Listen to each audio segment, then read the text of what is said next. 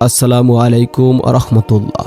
প্রিয় দর্শক, হজরত আয়ুব আলাইসাল্লাম ছিলেন আল্লাহর এক প্রিয় নবী। তিনি বংশগতভাবে ছিলেন হজরত ইসহাক আলাইসাল্লামের সন্তানদের বংশধর। তার জীবন ছিল এক দৃষ্টান্ত।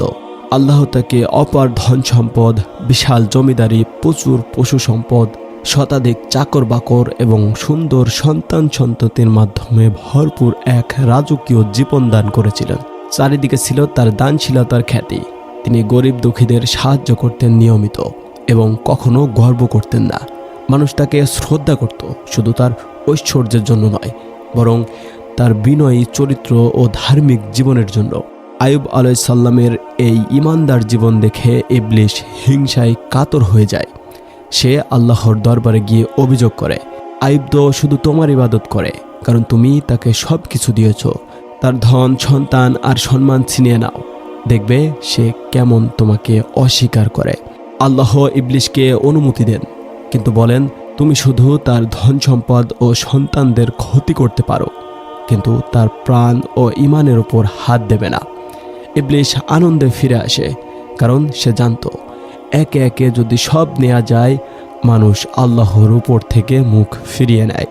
ইবলিশ প্রথমে হজরত আয়ুব আলাইসাল্লামের সম্পদে হাত দেয়। একদিন প্রচণ্ড ঝড় বৃষ্টিতে তার বহু জমি ধ্বংস হয়ে যায়। তারপরে বজ্রপাতে তার হাজার হাজার গরু, উট, ভেড়া সব মারা যায়। হঠাৎ করে এত বড় ধ্বংস আয়ুব আলাইসাল্লামকে কষ্ট দিলেও তিনি বললেন, আল্লাহ দিয়েছেন, আল্লাহ নিয়েছেন, আমি তার প্রতি সন্তুষ্ট। এই ধৈর্য দেখে ইবলিশ হতাশ হলেও থেমে থাকলো না। পরবর্তী ধাপে ইবলিশ তার সবচেয়ে বড় আঘাত আনে হজরত আয়ুব আলাইসাল্লামের 10 সন্তানের ওপর। এক ভয়ানক ঝড়ে তার ছেলেমেয়েরা যে ঘরে ছিল, সে ঘর সম্পূর্ণ ভেঙে পড়ে এবং সকলেই মারা যায়। একসাথে 10 সন্তান হারানোর দুঃখ কোনো পিতার জন্য কল্পনাতীত। কিন্তু আয়ুব আলাইসাল্লাম চিৎকার না করে, বিলাপ না করে শুধু সিজদা করেন আর বলেন, আমরা তো আল্লাহরই এবং আল্লাহর কাছেই ফিরে যাব। এই বিপদের সময় ধৈর্যশীল আয়ুব আলাইসাল্লামের পাশে থাকার কথা ছিল তার আত্মীয় স্বজনদের, কিন্তু তারা বিশ্বাস করতে পারল না যে এত বড় বিপদ কেবল একটি ভালো মানুষের জীবনে আসতে পারে। কেউ বলল, তুমি কোনো গোপন পাপ করেছ বলেই আল্লাহ এই শাস্তি দিচ্ছেন। বন্ধুবান্ধব, আত্মীয় স্বজন, এমনকি অনেক দাস দাসীরা তাকে ছেড়ে চলে গেল। শুধু একজন থেকে গেলেন, তার স্ত্রী। তিনিই একমাত্র সঙ্গী হয়ে তার দুঃখ ভাগ করে নিলেন। ইবলিশ এখনও হাল ছাড়েনি। সে আবার আল্লাহর দরবারে হাজির হয় এবং বলে, আয়ুব এখনও তোমার উপর সন্তুষ্ট, কারণ তার শরীর এখনও সুস্থ আছে। ওর শরীরে আঘাত করার অনুমতি দাও, তবে প্রাণ নিও না। আল্লাহ ইবলিশকে অনুমতি দেন। এরপর শুরু হয় এক ভয়াবহ অধ্যায়। হজরত আয়ুব আলাইসাল্লামের শরীরে এমন এক বিরল ও পচনশীল রোগ দেখা দেয়, যার ফলে তার চামড়া ক্ষয়ে যেতে থাকে। সারা শরীরে পুজ জমে দুর্গন্ধ ছড়িয়ে পড়ে। তিনি একাকী হয়ে পড়েন।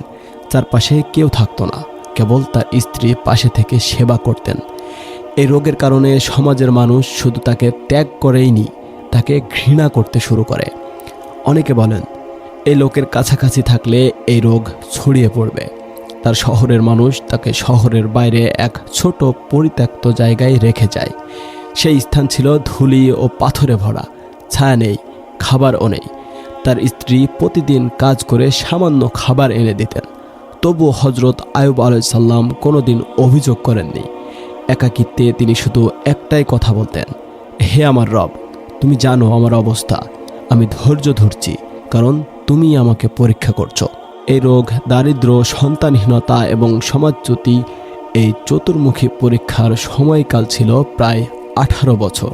হ্যাঁ, 18 বছরের সেই অভিশপ্ত সময় তিনি কাটিয়েছেন ধৈর্য, দোয়া এবং নীরব আত্মসমর্পণের মধ্যে। তার চোখের জ্যোতি নষ্ট হয়ে যায়, শরীরের অধিকাংশ অংশ অচল হয়ে পড়ে। তবুও কোনো অভিযোগ নেই, শুধু চোখ দিয়ে প্রতিদিন অশ্রু ঝরত আল্লাহর প্রতি ভালোবাসায়। তার স্ত্রীও দিন দিন ক্লান্ত হয়ে পড়েন। খাবার জোগাড় করা কঠিন হয়ে দাঁড়ায়। একদিন তিনি বলেন, তুমি কি আল্লাহর কাছে একটু দোয়া করবে না, যাতে তুমি সুস্থ হও? তখন আয়ুব আলাইসাল্লাম শান্ত কণ্ঠে বললেন, আমি তো এত বছর সুখে থেকেছি, মাত্র কিছু বছর কষ্টে আছি। আমি কিভাবে এত তাড়াতাড়ি আল্লাহর কাছে অভিযোগ করি? আয়ুব আলাইহিসসালামের স্ত্রী একদিন দুধ বেচতে গিয়ে একজনের প্রলোভনে পড়ে যান। ইবলিস তার কাছে এসে এক ঔষধ দেয় যাতে আয়ুব আলাইহিসসালাম নাকি সেরে উঠবেন। স্ত্রী সেই ওষুধ এনে দেন আর বলেন, এটা খেলে তুমি ভালো হয়ে যাবে। আয়ুব আলাইহিসসালাম জিজ্ঞেস করেন, এ ঔষধ কোথা থেকে এলো? তিনি সত্য বললেন, একজন লোক দিলেন। আয়ুব আলাইহিসসালাম সাথে সাথে বুঝতে পারেন এটা ইবলিসের ফাঁদ। তিনি স্ত্রীর ওপর কিছুটা ক্ষুব্ধ হন এবং বললেন, যদি আমি সুস্থ হই আল্লাহর নামে আমি তোমাকে শাস্তি দেব। এ বক্তব্য যদিও তাৎক্ষণিক, কিন্তু ইবলিসের পরিকল্পনা আবার ব্যর্থ হয়। হযরত আয়ুব আলাইহিসসালাম যখন বিনয়ের সাথে দোয়া করলেন, আমি কষ্টে পতিত হয়েছি আর তুমি পরম দয়ালু, তখন আল্লাহর পক্ষ থেকে আসলো রহমতের ইশারা। আল্লাহ বলেন, তোমার পা দিয়ে মাটি আঘাত করো, এই স্থান থেকে একটি ঠান্ডা পানির ঝর্ণা নির্গত হবে, তা দিয়ে তুমি গোসল করবে ও পান করবে আর তুমি সুস্থ হয়ে যাবে। তিনি সেই আদেশ পালন করলেন। সেই পানি দিয়ে গোসল করলেন, পান করলেন। চোখের দৃষ্টিশক্তি ফিরে এলো, শরীর পবিত্র ও সুস্থ হয়ে উঠল। শরীরের গন্ধ মিষ্টি হয়ে গেল। যেখানে তিনি এক সময় সমাজের জন্য নিষিদ্ধ ছিলেন, এখন তিনি স্বয়ং আল্লাহর পক্ষ থেকে সম্মানিত হচ্ছেন। আল্লাহ কেবল তাকে সুস্থই করলেন না, তাকে তার হারানো সম্পদ ফিরিয়ে দিলেন বহুগুণে। ঘোড়া, ওট, গবাদি পশু, ক্ষেত খামার সবকিছু আগের চেয়ে দ্বিগুণ করে দিলেন। তার চারপাশে আবার মানুষের আনাগোনা শুরু হলো। লোকেরা বিস্ময়ে বলতো, এই কি সেই আয়ুব যিনি ছিল শয্যাশায়ী রোগী? দুনিয়া জুড়ে তার ফিরে আসা যেন ছিল এক অলৌকিক ঘোরের মতো। আয়ুব আলাইহিসসালাম যখন সর্বস্ব হারিয়েছিলেন, তখন তার 25 জন সন্তানের মৃত্যু হয়েছিল। আল্লাহ সেই সন্তানদের সংখ্যায় তাকে আবার ফিরিয়ে দিলেন। কেউ কেউ বলেন, পুরনো সন্তানদেরই তিনি ফিরে পেয়েছিলেন জীবিত অবস্থায়। আবার কেউ বলেন, আল্লাহ নতুনভাবে তাকে একই সংখ্যক সন্তান দান করেছিলেন। এই সন্তানরাও তার ধৈর্য ও ঈমানের উত্তরসূরি হয়েছিল। এ ঘটনা প্রমাণ করে, আল্লাহর পক্ষ থেকে যখন রহমত আসে তখন তা সীমাহীন হয়ে আসে। আয়ুব আলাইহিসসালাম একবার বলেছিলেন, যদি সুস্থ হই স্ত্রীকে শাস্তি দেব, কিন্তু তিনি জানতেন তার স্ত্রী তার পাশে 18 বছর একটানা থেকেছেন। কষ্টের দিনে তাকে ত্যাগ করেননি। আল্লাহ তার দয়ায় তাকে একটি করুণা দান করেন।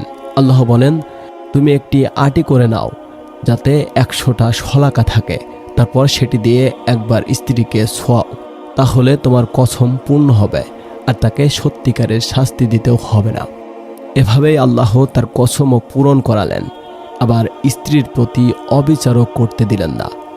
এ এক অপূর্ব দৃশ্য, দয়া, আদর্শ ও ভালোবাসার সংমিশ্রণ। ধৈর্য, ত্যাগ ও ঈমানের এই কাহিনী যেন সমাপ্ত হলো এক মহিমান্বিত অধ্যায়ে।